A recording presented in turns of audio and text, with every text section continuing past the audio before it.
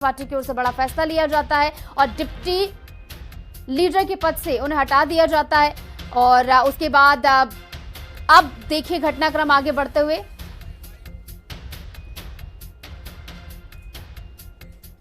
और इस बीच एक और बड़ी खबर आपको बता दें, हिंदी खबर पर अमन अरोड़ा बोले हैं पंजाब में चुनाव आने वाले हैं और बीजेपी एक बार फिर टारगेट ढूंढ रही है। बीजेपी का इतिहास यही रहा है, अशोक मित्तल के घर रेड चल रही है। अभी तो आगे भी पंजाब में आम आदमी पार्टी नेताओं के घर ईडी पहुंचेगी। दिल्ली की तरह पंजाब में भी यही घटनाक्रम देखने को मिल रहा है। अमन अरोड़ा की ओर से ये बयान सामने आया है जहां पर वो कह रहे हैं कि दिल्ली वाला ब्लूप्रिंट अब जो है पंजाब में भी देखने को मिल रहा है। ऐसे में हिंदी खबर से खास बातचीत में उनकी ओर से क्या कुछ कहा गया वो भी आपको सुनवाते हैं।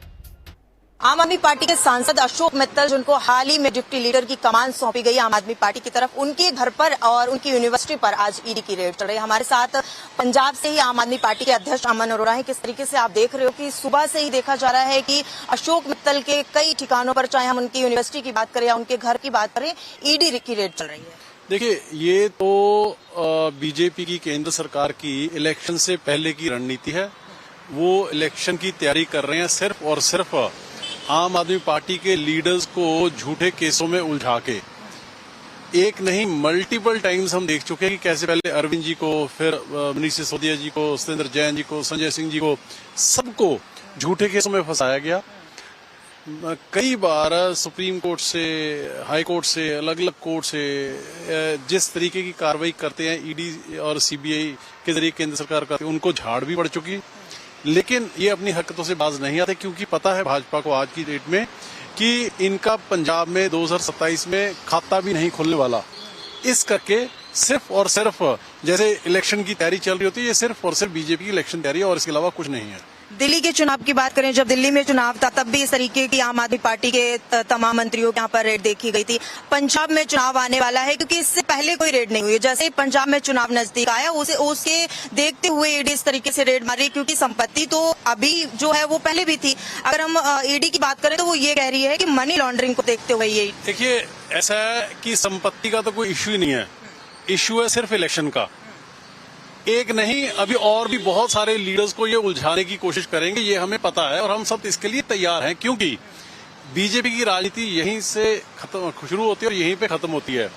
उन्होंने दिल्ली में भी इलेक्शन लूटने का काम किया। वो इलेक्शन लूटते हैं लेकिन लोगों के दिल नहीं जीत पाते। लोगों के दिल में आज भी, पंजाब के लोगों के दिल में अरविंद केजरीवाल जी ही बसते हैं। क्या पंजाब में चुनाव जीतने के लिए बीजेपी ये सब कर रही है? डेफिनेटली, और इसमें शक क्या है?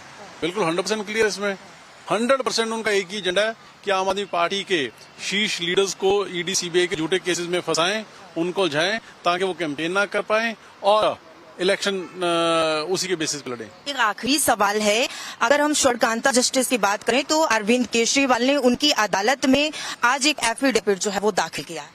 देखिए, मैं समझता हूं कि ये देश के 70-75 साल के इतिहास में पहली बार हुआ है कि किसी व्यक्ति ने कोर्ट में जज के सामने ये कहा हो कि मुझे आपसे न्याय की उम्मीद नहीं है।